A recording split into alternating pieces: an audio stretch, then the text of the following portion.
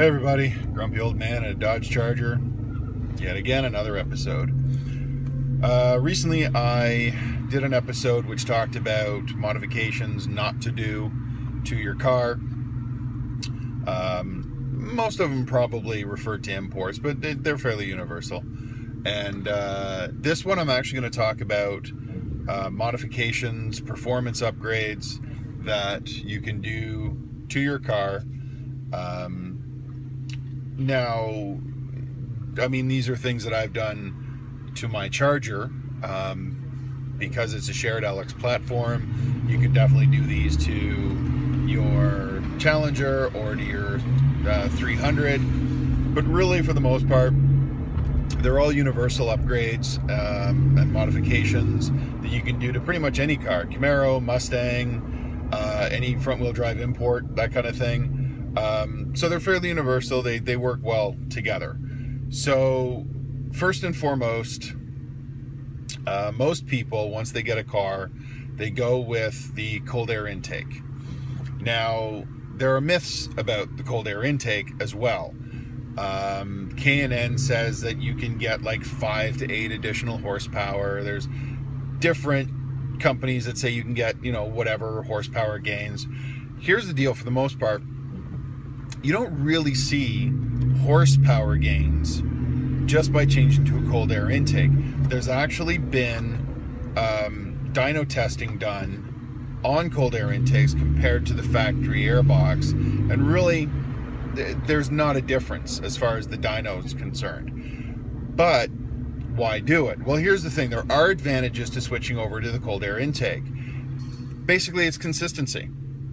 Now, with a cold air intake, especially when you're on the track, you do see consistent temperatures and you see consistent times. Whereas if you're using the factory box, sometimes you get more heat coming off the engine, and it does affect performance because cold air is compressed compared to warmer air. So you get compressed air going into your combustion chamber with your fuel mix, and you just get better performance as a result. That, and it looks better when you pop the hood, and it kind of sounds better. You get a little bit more of an air sucking kind of a sound, So there are definitely advantages to going with the cold air intake. Further, the cold air intake works in conjunction with your exhaust, and going with an aftermarket or custom exhaust improves a lot as far as the car is concerned. A proper upgrade can net you potentially up to even as much as about 20 horsepower. 20 horsepower is a lot of a difference, surprisingly enough. Now, going to a custom shop, you can get a decent custom exhaust system from anywhere from $500 to a couple $1,000. Now, here's the thing though. There's a company that sells aftermarket exhaust systems. I know for the Challengers and Chargers. I don't know about other platforms like Mustangs and such, but definitely with the Mopars, called Blast and Bobs. Now, the thing with Blast and Bobs is it's not a dual exhaust. It comes from your catalytics, and it goes to a Y pipe. So it's a single inlet. It goes from the 2 into the single. The single goes into the one muffler, and then the back of the muffler has dual outlets, and then those 2 dual outlets come out as basically to your tailpipes. So it's not a true dual exhaust system. It's the 2 into the 1 into the 2 again. This restricts airflow. I don't recommend it. If you're going to go with an aftermarket exhaust system, go with a proper dual exhaust, either with an H pipe or an X pipe. Now, true dual doesn't even have a crossover in the exhaust, but the X pipe or the H pipe just equals it out. It actually does improve airflow or exhaust flow. My system is a catback system. It's got an X pipe, and it goes into a pair of Super 44 Flowmasters, and then it's a 2.5 or 2 3/4 inch exhaust from the catback right to the rear, and then I have 4-inch tailpipes. chromed out tailpipes.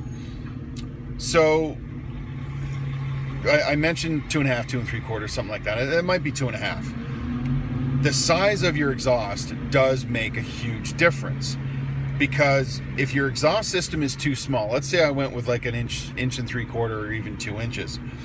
If it's too small, then you're not getting the proper expulsion that you need, and potentially you choke up your engine and you can get vapor lock, which is kind of like when you put a potato in the tailpipe or a banana in the tailpipe. But if you go with like something like a dump truck exhaust or something like that, like a big 4-inch exhaust right front to back, you're not getting enough back pressure, and that actually really affects your torque rating. So too much flow, low torque; not enough torque, you get vapor lock. So you got to go with basically what's recommended for your setup. So as I said, with mine, it's about a 2.5 inch.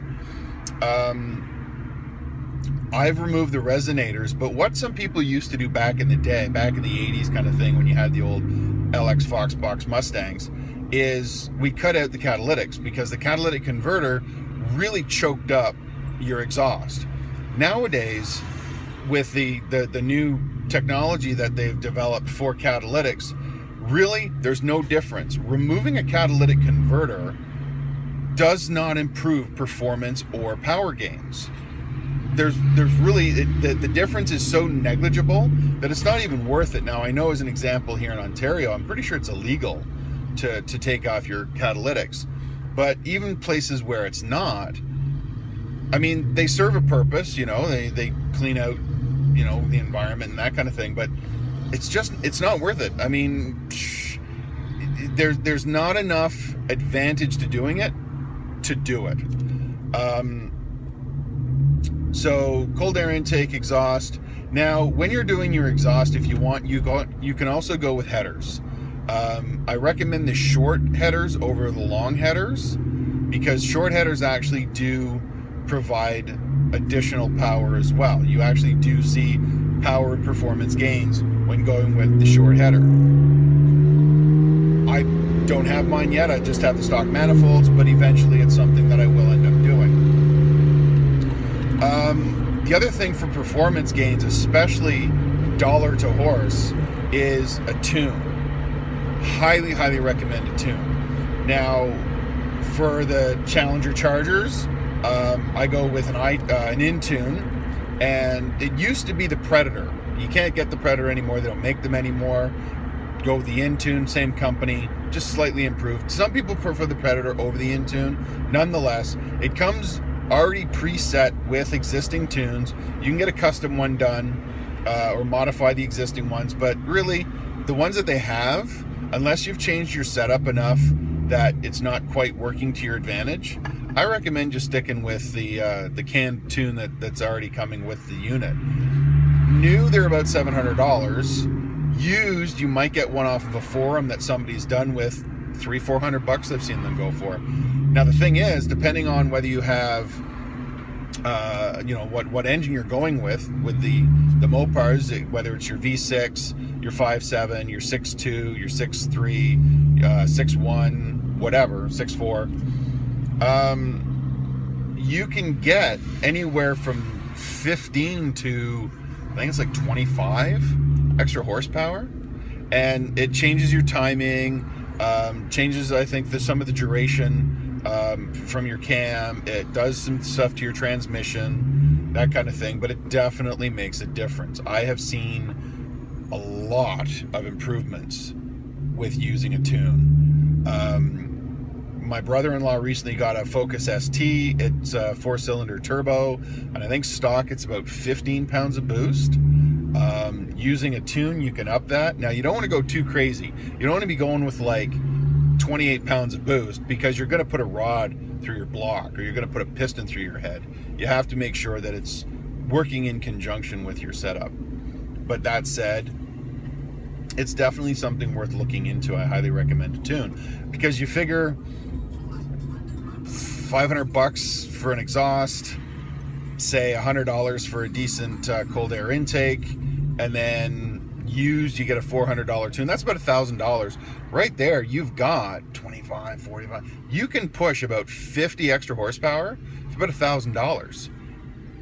That's incredible. Like that is such a fantastic gain. Depending on your setup, that can be anywhere from 10 to 25% of your factory rating. So that's a lot of improvement.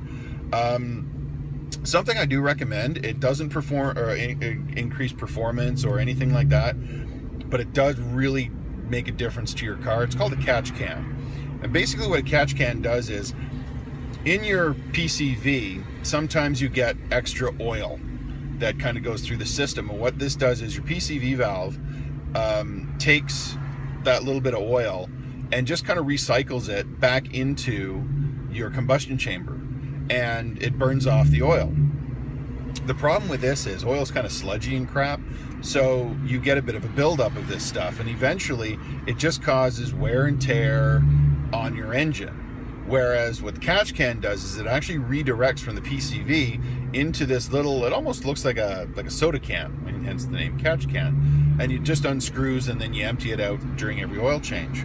So it just drops it into there instead of burning it off in your combustion chamber, which just makes more sense. It saves your engine. It just makes it, for the money, you get more longevity out of your motor.